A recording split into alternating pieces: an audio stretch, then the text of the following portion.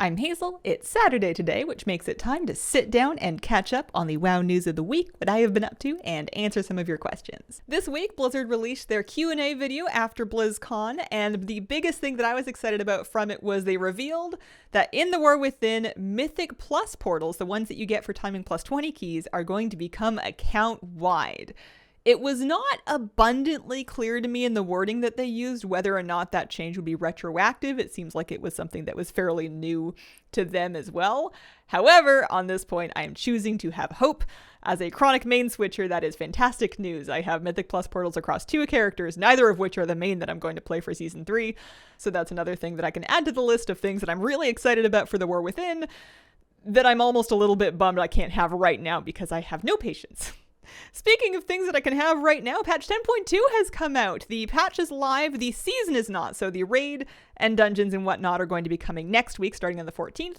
But the zone is out, we're doing super blooms, we're planting seeds, we're collecting treasures, we're getting dragon glyphs, we're flying around the Flourishing Whimsy Drake, or maybe flying around regular flying mounts if you get the Pathfinder achievement, which is so nice for treasure hunting, but also, ironically, getting the new dragon glyphs. Some of them are very high up, and it's pretty funny to get on a regular flying mount and then just take that into the sky to get the dragon glyph, but hey, if it works. There was some kerfuffle this week over a series of hotfixes adjusting the amount of reputation you get from various things in the zone, specifically seeds.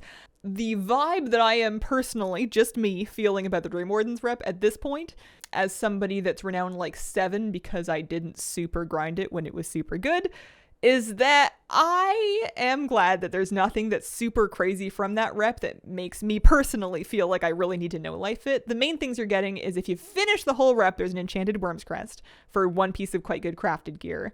And then there's the opportunity to buy the 100,000 gold perma-augment rune. Of course, you can get the same buff from the regular runes, and also, I'm cheap. I never use runes until late season anyway, if that. But basically, rep feels pretty slow and largely tied to weekly things for Dream Wardens, but I'm really cool with that because it's mostly for cosmetics. I'm not in a big hurry. We're going to be in the zone for a while, so I'm good with that. But I feel for the frustration for others that missed out on the big rep grind if those are benefits that you're like really gunning for, because the moment for the rep gains happened and it is definitely over now. Other Emerald Dream things, I've got 2 just general purpose tips that maybe you already know, but if you didn't, now you know. First one, this might seem obvious, but there is a portal to the Emerald Dream. I know a few people have still been flying all the way out to the Unarn Plains. You do not have to do that once you've done a bit of the campaign. You're going to have a portal to the Emerald Dream above the bank in Valdrakken that unlocks account-wide pretty early in the new campaign. So once you've got a new character out there, you've made it to like the hub, done the first chapter or so, all of your alts should now have access to this portal, so don't be flying all the way out there unless you like the scenic route. And secondly, I want to highlight this add-on. A lot of people have been doing this, but it's great. It's called Plumber. This is the star add-on of 10.2 for me, and it shows you the active seeds on the map, gives you easy buttons to plant your own seeds, among other things, makes it easier to kind of spam contribute dewdrops to seeds if that's something that you want to do.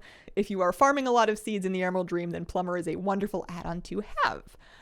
In my life this week, one of the reasons I've kind of rapid-fired through this one is because I am in the process of creating raid guides, which I would love to tell you is a very smooth, zen-focused, organized adult thing that does not involve any amount of procrastination or panic, sweatiness, late nights. It's not that it's difficult to do them. In fact, it's really not very bad at all. I'm getting through it one way or another, so those will all be up and ready before the raid comes out. The Farak guide will be late because that boss was not tested on PTR, so that one will come when it comes, but the first 8 should be up before the 14th. And speaking of things before and after the 14th, there are Twitch drops currently active, so you can currently earn Dottie by watching WoW streamers up until the 14th, and then for the week after that, you have a chance to earn the White Riding Camel as a Twitch drop. So I will link the FAQ page with more details on those. Don't miss out if you don't have those. It's a free thing to do. Just involves linking some accounts and putting a stream on, and no one will know if you mute it and tab it out and do something else. I am a streamer, but I understand streams aren't for everybody. And then questions from this week. Strataseeker wants to know, with the new warband system still not spelled out 100%, what is something that you want it to include that they have not explicitly mentioned yet? So my answer used to be Mythic Plus portals. That was like a real, write it in the heart notebook thing for me. But then they did that. They beat me to it. The other thing, which is like not a warbands feature, but something vaguely related to warbands, is I can't be the only person that looked at the warbands login screen and thought, ooh, that camp with all my characters next to each other looks cool. What if it was a real place you could go to in game? Almost like a house or a base. And then what if I could assign my different alts to staff it? So like I could have my druid be a bartender, I could have the hunter be the pet battle vendor. That would be not a thing to just tack into warbands, but a feature of itself. But it's something I kind of have my my dreams and hopes set on, which is weird for an imaginary feature. But wouldn't that be cool if it happened in Midnight or in the Titan one? I don't think we're getting it for the War Within. It sounds like it's a later them thing.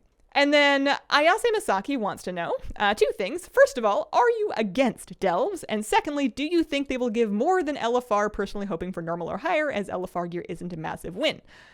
I am not against delves, and I sincerely apologize if it came off that way. More ways to play the game is great, and not everything has to be for everybody to make it a great idea for the game. And if that did not come across, I am sorry. I imagine I'm going to be doing a fair few delves of my own for the mount, and then maybe to poke around on some alts.